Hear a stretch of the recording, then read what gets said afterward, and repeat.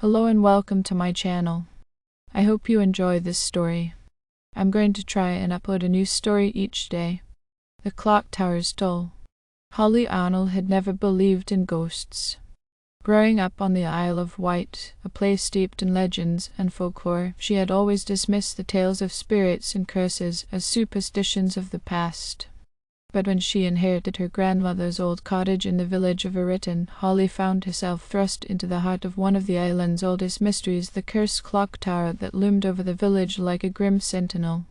The tower, known as St. Michael's Watch, had stood for centuries, its blackened stone withered by the relentless sea winds. Every night at midnight the tower's bell would toll, but not with the clear, resonant chime one would expect from such an ancient structure. Instead, it played a haunting melody, a sequence of notes that seemed to pull at the very fabric of reality. And each time it played, someone in the village would disappear without a trace, leaving only an eerie silence in their wake. It had been this way for generations. The villagers spoke of it in hushed tones, their faces pale with fear. The tune was said to be the Song of Lost Souls, a lament for those who had been taken by the tower. The old folk warned Holly to stay indoors at night, to never listen to the melody that drifted down from the tower's peak. But Holly was curious, more curious than she should have been. After all, her grandmother had never mentioned the clock tower or its curse, and she had lived in Ariton her entire life. On her first night in the cottage, Holly sat by the window, staring up at the dark silhouette of St. Michael's Watch against the starless sky. The air was thick with the scent of salt and earth, the night unnervingly still. As the clock neared midnight, she felt a strange unease settle over her, like a cold hand gripping her heart. The clock struck 12. The first note echoed through the night, low and mournful. Holly felt the sound vibrate through her bones, each subsequent note winding tighter round her nerves. It was a song unlike anything she had ever heard, melancholic yet captivating, as if it were calling to her from some otherworldly place. She tried to tear her gaze from the tower, to block out the sound, but her body betrayed her. She felt an invisible force pulling her to the window, compelling her to listen. As the last note faded into the night, Holly noticed something strange. The village, which had been peaceful moments before, was now cloaked in an unnatural stillness. No crickets chirped, no wind rustled the trees. Even the sea seemed to hold its breath. The oppressive silence pressed down on her, and she realized with a start that she could no longer see the tower. Where the clock tower had stood just moments before, there was now only darkness and abyss that seemed to swallow all light and sound. Holly's heart raced. She knew she should look away, but her eyes were locked on the void. And then, from within that darkness, she saw it, a faint, flickering light like a candle burning in the distance. The light grew brighter, closer, until it resolved into a figure. Holly's breath caught in her throat as she recognized the shape of a woman, her face obscured by a hooded cloak. The woman moved slowly, deliberately, as if walking through a thick fog. Holly wanted to cry out, to ask who she was, but her voice had deserted her. The figure paused at the edge of the darkness, and Holly felt a surge of terror as the woman's head slowly turned toward her. The hood fell back, revealing a face that was both familiar and horrifying. It was her grandmother, but not as Holly remembered her. The woman's skin was pale, almost translucent, and her eyes were hollow, black pits that seemed to devour the light around them. Her mouth twisted into a grotesque smile, and when she spoke, her voice was a cold whisper that seemed to come from everywhere at once. "You come to me." Holly stumbled back from the window. This couldn't be real. Her grandmother had been dead for years. She closed her eyes, willing the vision to disappear, but when she opened them again, the figure was closer, her skeletal hand reaching out from the darkness. "Come to me, Holly," the words echoed in her mind, growing louder. Holly clamped her hands over her ears, but it was no use.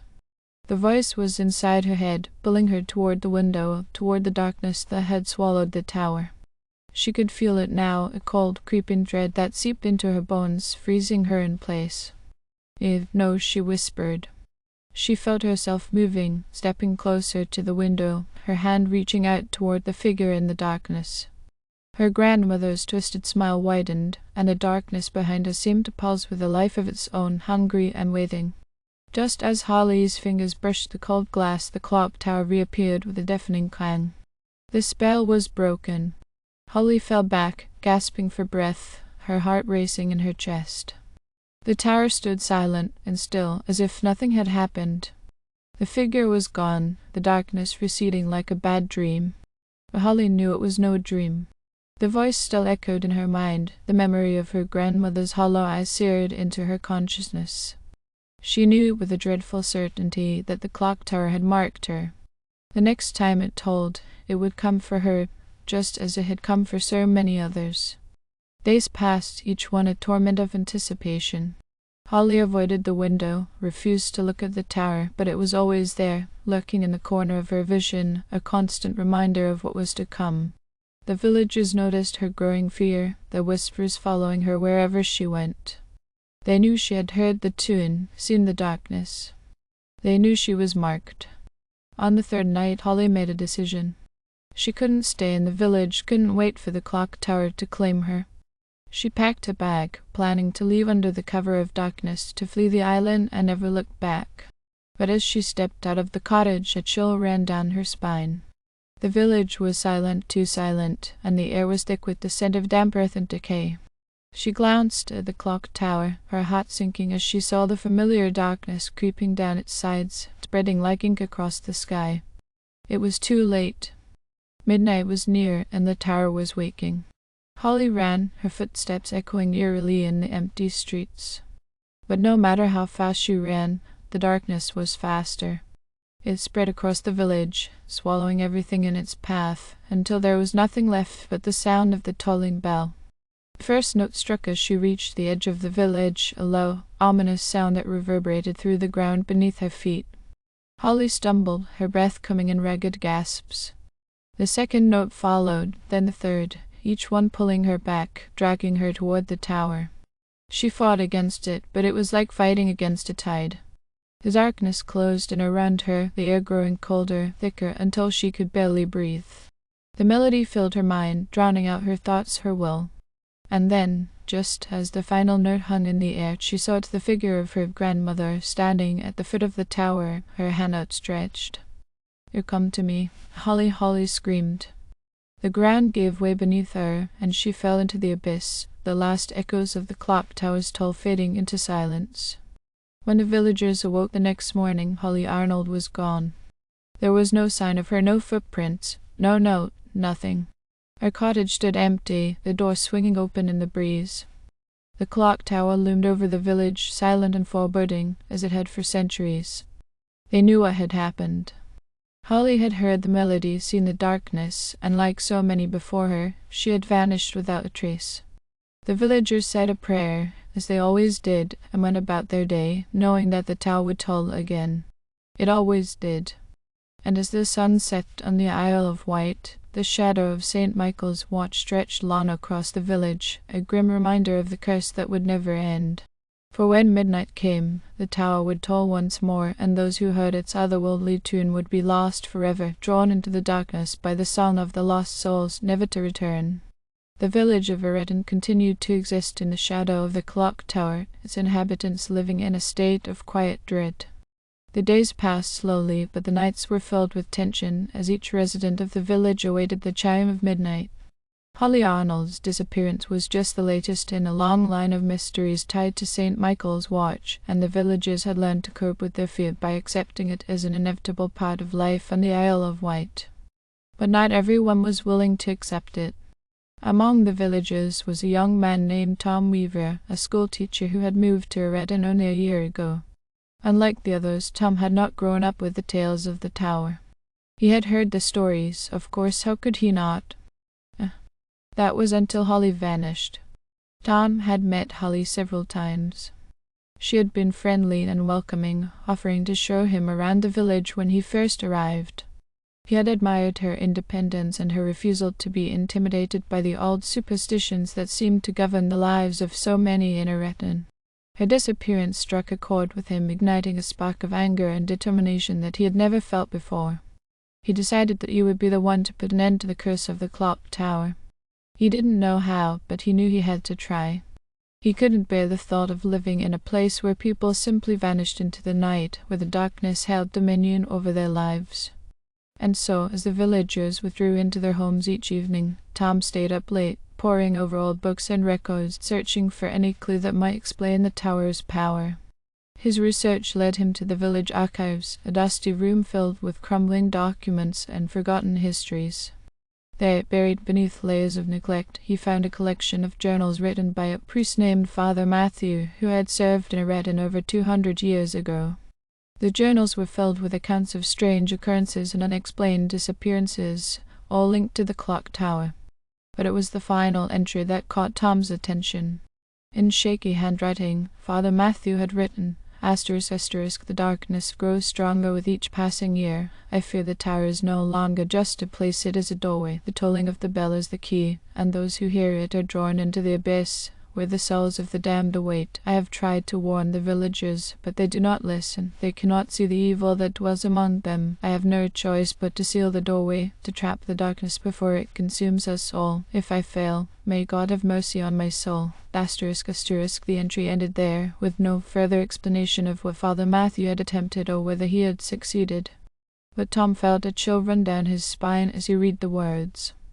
The priest had known the truth, and he had tried to stop it. But something had gone wrong, something that had allowed the darkness to persist for centuries. Tom knew what he had to do. He would find a way to finish what Father Matthew had started. He would confront the darkness within the tower and seal the doorway once and for all. As midnight approached, Tom prepared himself. He packed a bag with everything he thought he might need, a flashlight, a length of rope, a crucifix he had found in the archives, and the journal. He wasn't sure if any of it would help, but he couldn't go in unprepared. He knew he would have only one chance. The night was cold and still as Tom made his way through the deserted streets of the village. The moon was hidden behind thick clouds, casting the world into deep shadows. The clock tower loomed ahead, its dark silhouette standing stark against the sky. Tom could feel the weight of the building's presence pressing down on him, but he forced himself to keep moving. As he approached the tower, he noticed something strange. The door at the base of the structure, which was always locked, was ajar. The wood creaked as he pushed it open, revealing a narrow staircase spiraling upward into the darkness. Tom hesitated for a moment, then took a deep breath and began to climb. The air inside the tower was damp and cold, the stone walls slick with moisture. Each step echoed ominously in the confined space, the sound magnified by the silence around him. Tom felt a growing sense of unease, as if the tower itself were alive, watching him with unseen eyes. As he reached the top of the staircase, he found himself in a small chamber. The room was empty, save for the massive bell that hung from the ceiling, its surface tarnished and cracked with age. The bell's clapper was still, but Tom could almost feel the power radiating from it, a dark energy that seemed to thrum in the air. He stepped closer, his eyes drawn to the inscriptions etched into the metal. The words were in Latin, but Tom recognized enough to understand their meaning. ***, he who tolls this bell summons the damned. ***, a shiver ran down his spine. He could feel the malevolence emanating from the bell, a presence that had grown stronger with each chime. This was the source of the curse, the doorway that Father Matthew had tried to seal. But how was Tom supposed to close it? He pulled out the journal, flipping through the pages in search of anything that might help. Father Matthew had mentioned a ritual, something to trap the darkness. But the details were vague and incomplete. The priest had clearly been desperate, his thoughts scattered and incoherent. Tom was beginning to despair when he noticed a small symbol drawn in the margin of one of the pages. It was a simple design, a circle with a cross through it. But as Tom stared at it, he felt a sudden clarity, as if the symbol held the key to everything. He didn't have time to question it. Midnight was approaching, and he could feel the air growing heavier, the darkness closing in. He quickly drew the symbol on the ground beneath the bell, using a piece of chalk he had brought with him. As he completed the design, he felt a surge of energy, a brief flash of light that seemed to push back the darkness for a moment. The bell began to toll. The first note struck with a force that shook the entire tower, sending vibrations through the floor beneath Tom's feet. He staggered, but managed to stay upright, his eyes fixed on the bell as it swung back and forth, its ancient mechanism creaking ominously. The second note followed, louder than the first, reverberating through the chamber like a thunderclap. The darkness outside the tower pressed in, thick and suffocating, but the symbol on the floor glowed faintly, holding it at bay. Tom knew he had to act quickly. He pulled the crucifix from his bag and placed it in the center of the symbol, praying silently for strength. The third note struck, and Tom felt the air around him ripple, as if reality itself were beginning to unravel. The fourth note was deafening, a sound that seemed to come from the depths of the earth. The darkness surged against the symbol, tendrils of shadow reaching out to him, trying to pull him into the abyss. But the symbol held, the light growing brighter as it absorbed the darkness, trapping it within the circle. The fifth note echoed through the tower, and Tom knew this was his last chance. He placed his hands on the crucifix, chanting the words he had found in Father Matthew's journal. The air crackled with energy, the light from the symbol blinding him as it grew brighter and brighter. The final note struck, and the world seemed to explode in a burst of sound and light.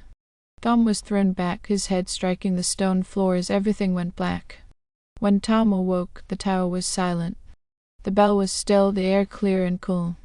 The darkness was gone, replaced by the soft light of dawn filtering through the narrow windows. Tom sat up slowly, his head throbbing, but he was alive. He looked around the chamber, his eyes landing on the symbol on the floor. It had faded, but the crucifix still lay in the center untouched. The curse was broken. The doorway was sealed. Tom rose to his feet, unsteady but determined. He had done it, he had finished what Father Matthew had started. The villagers would be safe now. Holly would not return, but no one else would vanish into the night. As he made his way down the staircase, he felt a sense of peace settle over him. The clock tower was just a tower now, its power gone. The sun was rising over Aredon, casting the village in a warm, golden light. The nightmare was over. But as Tom reached the bottom of the stairs and stepped out into the morning air, he felt a strange sensation, a cold breath on the back of his neck.